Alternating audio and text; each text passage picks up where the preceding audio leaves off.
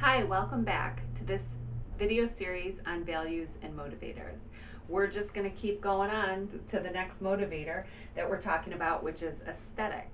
So if you've taken an assessment through us, you will have a graph that looks like this. This is your values and motivators graph. So go ahead and find this, and we're talking about the purple bar that is aesthetic.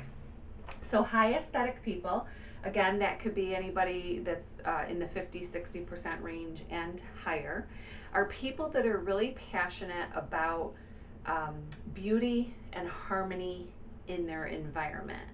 So high aesthetic people tend to be very aware and in tune with their surroundings. They tend to be very in touch with everything that's happening and around them, and more sensitive to what's going on in their environment. High aesthetic people, they're not necessarily artistic or creative, although they often are. They'll have a passion for creating something, usually, like, but it doesn't have to be art, right? So it doesn't have to be artistic. They could be a writer, they could be a cook or a chef, a gardener, sometimes environmentalists, people that want to preserve natural surroundings. It could be somebody who's a photographer or in some way, kind of gets their self-expression out into the world. That's typically a high aesthetic person. High aesthetic people tend to be more intuitive and tend to be more sensitive to like the energy or the vibe, I guess, in the room. So don't be surprised if you're a high aesthetic that you can go into a room full of people and sort of feel, the energy or the tone of what's happening in that room. And high aesthetic people also tend to be more subjective in their thinking. So we had talked about the theoretical in another video, and high theoretical people are very objective. It's what are the facts? What's the proof?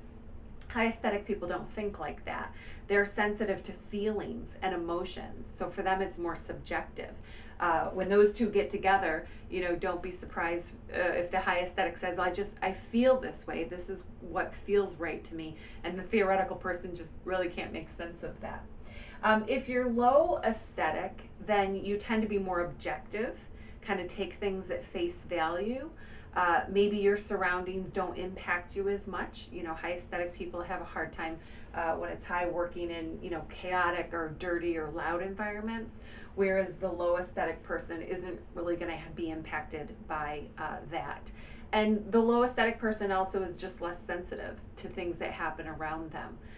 So if your aesthetic is higher, on that higher side, if it's one of your top two, or maybe even above that 60% range, then you tend to be very in tune and very in touch, but also more sensitive to the things that happen around you.